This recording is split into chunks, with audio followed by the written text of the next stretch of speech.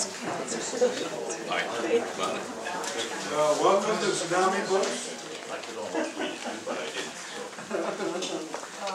This quote is the best bookstore on the side of Mars.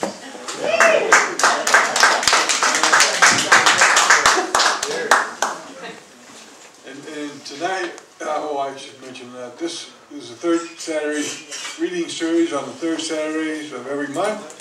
And we're going to skip December, and then I guess in January there's going to be a new host. This is my final hosting time or event, moving on to Santa Barbara County. So, anyhow, tonight we have Mark Thalman and Ralph Salisbury. And Jerry's going to introduce Ralph after a short break with Mark up first. I'll introduce him. So Mark is I got my new glasses, I think I'll adjust on that. Anyway, Mark is the author of Catching the Limit, published by Fairweather Books in 2009, which is part of their Northwest Poetry series. His poetry has been widely published for 4 decades, that's 40 years. It's appeared in Carolina Quarterly, Cut Bank, Pedestal, which is one of the top online literary magazines, and Verse Daily, also, among many others. He received his MFA at the University of Oregon, and he was a student of Ralph. So if you appreciate a number of his metaphors, that's where he got some instruction from Ralph on that. Anyway, it's great to have a teacher-student duo here. So he got his MFA from the University of Oregon. He's been teaching in the public schools for 30 years. And he hasn't turned white yet in terms of his hair, so he must be quite a teacher. He's also been employed in the schools for the Oregon Arts Commission and assistant poetry editor for the Northwest Review, as well as a board member of the Portland Poetry Festival. He's the editor of an online poetry zine. Maybe you could talk more about that. It's poetry.us.com, poetryus.com, featuring regional and national poets. He now lives in Forest Grove, Oregon. And for more information, he has a website, markthalman.com. So please welcome Mark.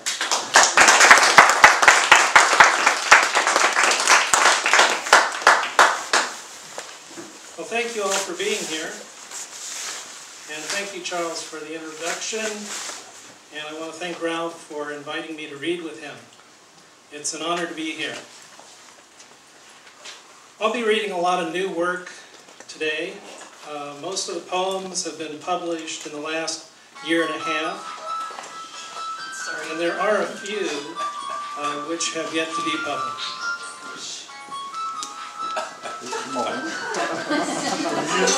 Yeah, okay. I always tell my students just to please turn it off.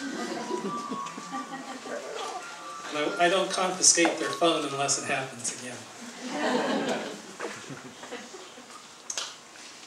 My poems about Oregon that you'll hear are in my manuscript, This Place Called Home, which is a sequel to my first book, Catching the Limit. And the other poems are in other manuscripts, which has 3 different working titles. It kind of depends how I feel that day. It could be called 360, or The Peasant Dance, or The Holy Trinity of Light Revival Church Bus. So I've yet to settle on a title for that. I'm going to start out with some childhood poems because it's great to be back here in my childhood home of Eugene. I was actually born here. My mother was born in Eugene. My grandfather moved here in 1902. I spent half of my life here in Eugene, and then I've spent the other half in Hillsboro and Forest Grove. And the first poem I want to do is when I was in 4th grade at Kinsey grade school. I don't know if that grade school still exists. It's called Show and Tell. Emily reports how her dad went deep sea fishing and hauled in a Japanese float the size of a beach ball, which bumped up against the boat. A spear of thick green glass escaped from a fisherman's net and traveled for years, bobbing like a turtle across the Pacific. Holding the exquisite globe, hands clammy as when she folk danced in the pageant, it slipped and fell, shrapnel zinging over our heads. Miraculously, no one was hit. The big metal-bellied desks shielded the front rows. Mrs. Tracy swept up shards. Everyone pointed to pieces missed. And I wished it was possible to see the released air blown inside from another continent. During the Cold War, we learned to duck and cover against bombs which never came. But it helped this day. Emily, sobbing, carrying a cardboard box as though it were the ashes of a loved one, left us wondering what her father would say. I'm sure she had a different show and tell when she got home. Last month was the 50th anniversary of the Columbus Day storm, and I was 9 at the time here in Eugene. So October 12th, 1962, Columbus Day storm. The western horizon is one huge ominous mass, rapidly growing darker. Barometric pressure falling low. Feels as though I'm in a room which doesn't have enough air. Robins and sparrows have stopped singing. Even the silence seems empty. A stiff autumn breeze grows, becoming a continual stream, a river, then a stampede, smashing and pounding everything. In the side yard, birch trees whip back and forth, doing crazy calisthenics. Windows bow and rattle. Wall switches glow yellow. Under the couch are orange cat huddles, shaking. We camp in the hall, away from windows. Bedroom doors shut. The radio reports gusts up to 170 miles per hour, clocked at Cape Blanco. A heavy weight presses the sides of our house. Outer walls rumble, one long continuous freight. By morning, the storm recedes. So many trees are down. Eugene is a giant log jam. Our shingles, like birds, have flown away. My backboard and hoop lies fractured in the street. Its wooden pole, thick as a man's leg, anchored in concrete, snapped off at the base. We roasted hot dogs in the fireplace. On Dad's transistor, 48 dead, hundreds injured, 50,000 buildings damaged, millions in the dark, 15 billion board feet of timber blown down from the coast all the way to Montana. Enough lumber to build a road across America.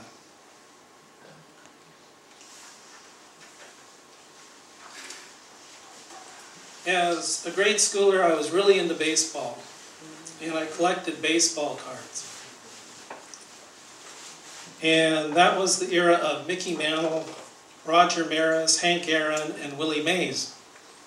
My parents always bought season tickets to the Eugene Emerald games, so we went to see a lot of baseball. And when they were on the road, I'd listen on the radio. And this is called Minor League Baseball, 1965. In my teenage bedroom, I tuned my transistor from Satisfaction and Love Me Do to the Eugene Emeralds. If the team was on the road, the station was too cheap to broadcast live. So the announcer would read the play-by-play off the teletype, embellishing each pitch. while the continuous loop of crowd noise filled imaginary stands. Davis looks in, gets the sign, hears the pitch. When there was a hit, the sportscaster smacked wood together, simulating the crack of a bat. Perkins with a long fly to left, Crandall fading back to the warning track, the ball in my brain rocketing until it was gone. And the thing was, you know, the guy would get the stuff off the teletype and it would just say ball or strike. You know, if it was a curveball or a slider, he made that all up.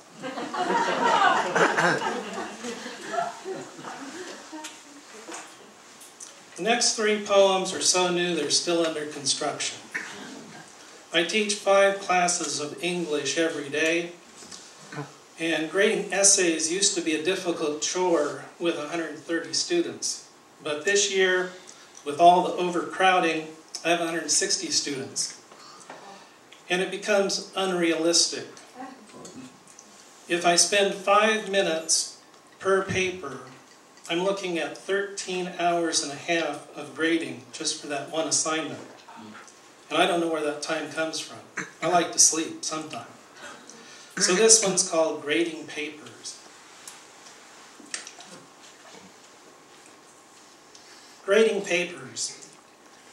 Assignments keep piling up, and I keep shoveling. Some have handwriting beautiful as the curve of a swan.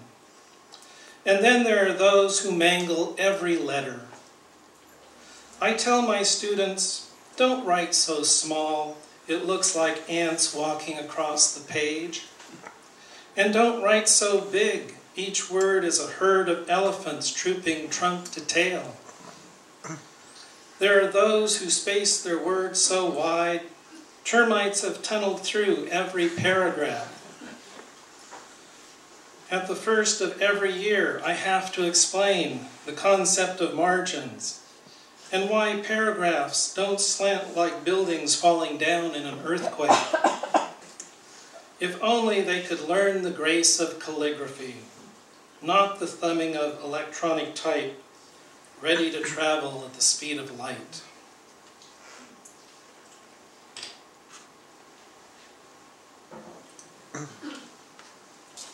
For so long, I haven't written anything about teaching. Usually I don't write about things that I'm doing at the time. I have to have some distance from them. And when you teach at a middle school, things are never dull.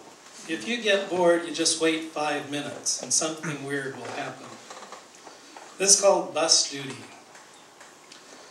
The last bell of the day dismisses 830 students who pour out onto the bus ramp. Today, there's no principal. He's off campus at a meeting. The vice principal, she's sick. Campus security is coaching girls basketball. It's just me, the Lone Ranger and the herd. I need a white horse to ride up and down, patrolling the kids whose tribalistic greetings are to push and shove, the few couples whose hugs turn into slow dancing. A big kid who ought to be playing lineman, but is too slow to make the team, is shaking a curbside tree. How would you like it if that tree shook you like that? The question seems to startle him, like he's the abuser this time, not the victim. And let's go with, sorry. Finally, the line of 22 buses start their engines, and one following the other in a well-trained procession lumber out of the parking lot with the promise of home. This next poem is a compilation of the last 30 years. It's a much different poem than what I normally write because it's got a lot of repetition. And the 47% in the poem is not Romney's 47%. But it does represent the working poor, the students who are on free and reduced lunch. 7th grade. I teach students who live in mansions and wear the latest fashion, and others who have no running water and a dirt floor. I teach pubescent boys who haven't had a growth spurt and believe they will be the next basketball superstar. I teach the students who want to be invisible and those who demand attention. I teach girls who plan to be models, whose faces are the color of dried paste from bulimia, and boys who think it's cool to be macho, imitating the imitations they see on TV. I teach the girl who is clinically depressed and picks the scabs off her face until they begin to bleed, and the boy who thinks he knows everything, and another who is too embarrassed to read. I teach the 13-year-old who is 5 months pregnant and wears a heavy coat to hide her condition, and the Jewish boy whose father committed suicide, the bullet passing through the top of the father's skull and then the ceiling, missing him by inches while he was sleeping. I teach the 47% on free and reduced lunch, the diabetic with the automatic insulin pump, and one who had heart surgery last month. I teach the boy who thinks the janitor's closet is the door to the restroom and tells me it's locked. I teach the vain who refuse to wear their glasses and leave them hidden at home so their parents don't know they can't see what is written on the board. I teach the boy who wears his mother's clothes when no one is at home, and the students with whizzing hormones who walk awkwardly to class, unaccustomed to their sudden lack of coordination and newfound height. I teach the girl who was raped by her babysitter, and like an idiot savant, can draw perfectly any picture placed in front of her, yet asked to draw from her own imagination, and the page remains blank. I teach a boy who is in remission from cancer, another who needs a liver transplant, and the girl with slurred speech who walks with a limp from a birth defect, but is smarter than most of the class. I teach a boy who was crippled and his 2 brothers killed when their grandfather fell asleep at the wheel, and the girl whose mother is serving 30 years for murdering her father. I teach students who are so nice, I wish they were my sons or daughters. Then there are those who don't shower after physical education. I teach students from South Korea, Vietnam, Thailand, China, Pakistan, Ukraine, Sweden, Ireland, Mexico, and Guatemala. I teach a girl who will be on the Olympic soccer team, another who will publish mystery novels, and 2 boys who will star in the NFL. I teach a long river of students which will never end. Whomever shows up, that is who I teach, and despite everything, some of them learn. Thank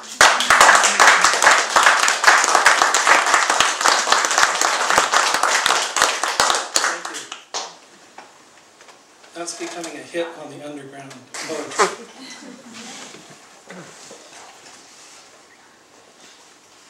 Hasn't been published yet, but I hope it gets in a good place.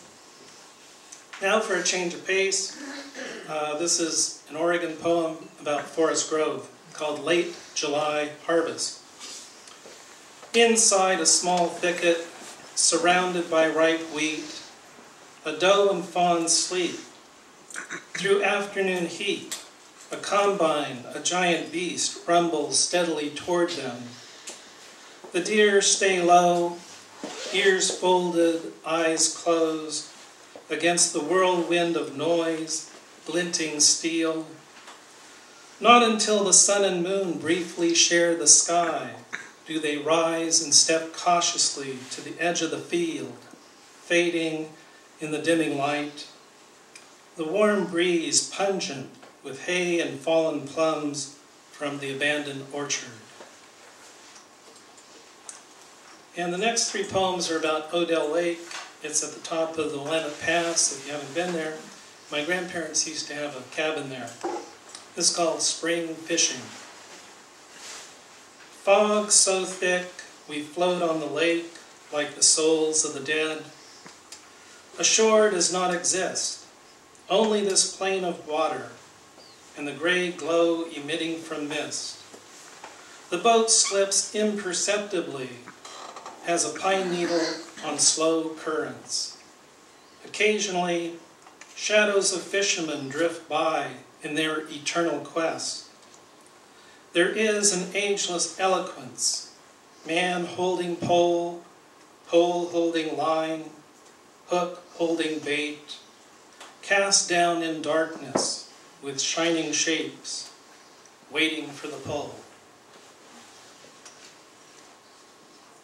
And I write a lot of dock poems. I find that being on a dock is a good place to think. So this is called On the Dock, August Evening. It's about all the sounds you hear when you're on the dock. Using the tension of the surface, voices glide across the bay. I recognize marshmallows, matches, wood.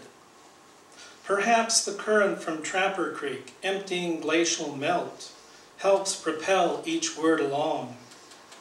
Soon, a breeze ripples the surface, catching slivers of moon like a school of salmon.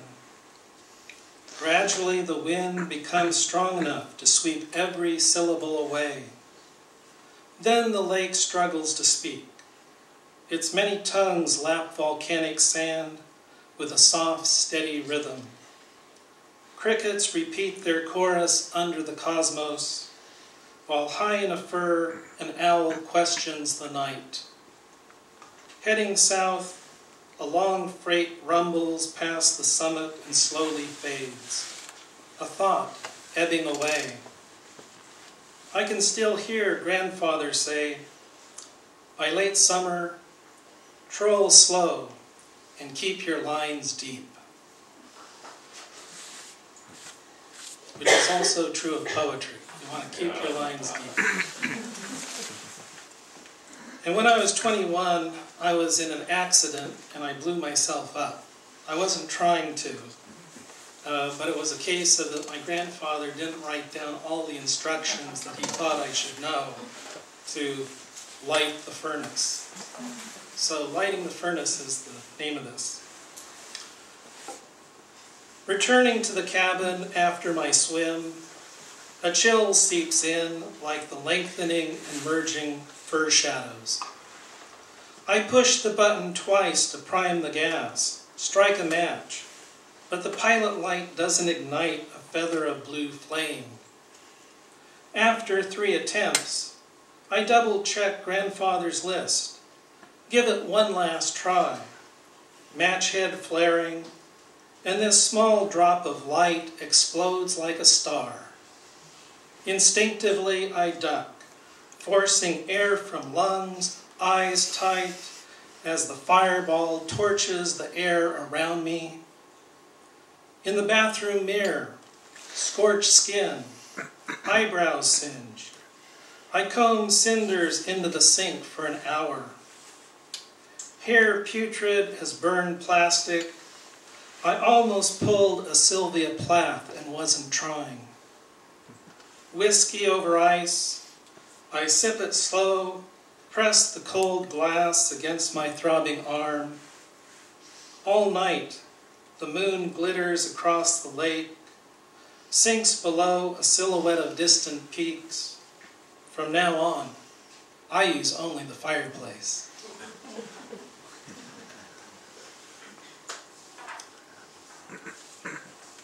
The following poem hasn't appeared in print yet, but it was accepted by Valparaiso Poetry Review. And while I can call it a new poem, the first drafts of this poem happened when I was back in graduate school some 40 years ago. And I actually took this poem in and showed it to Ralph for an office conference. And the only thing that survives from that conference is the last line in the poem. Which is not, you know, it's typical of a conference with Ralph, but it's good. You learn something. But over the years, I kept bringing it out when I got a new thought, putting it back in the drawer of the computer, and finally I'm happy to say it's done. It takes me sometimes 40 years to finish a poem. Sometimes it'll take a couple years. If I'm lucky, maybe 3 months. I don't have lightning strike me that often. Family photos, Waitsburg, Washington, 1910. In the photo, 8 Belgians have harrowed the field, smooth as a calm lake. Great-grandfather, still young, guides the team, riding a gray behind them. In the next one, Wilfred, my grandfather, age 12, who died from a sad marriage long before the valve gave out on his heart, stands on top of a mare's back like an acrobat in the circus. The last picture is faded brown. Near supper time, they are on the front porch of a run-down homesteader's shack, while their 2-story farmhouse is being built next door. Clement and Sadie are both holding cats, while Wilfred sits beside them with his arms around a border collie named Shorty. Even though their faces are not clear, it's easy to tell from their body language that they are happy to be a family, even though they don't know that 2 world wars and the Great Depression will occur, or at 91, Clement will be walking with me, a great-grandson, and he will smile, smelling the freshly plowed earth.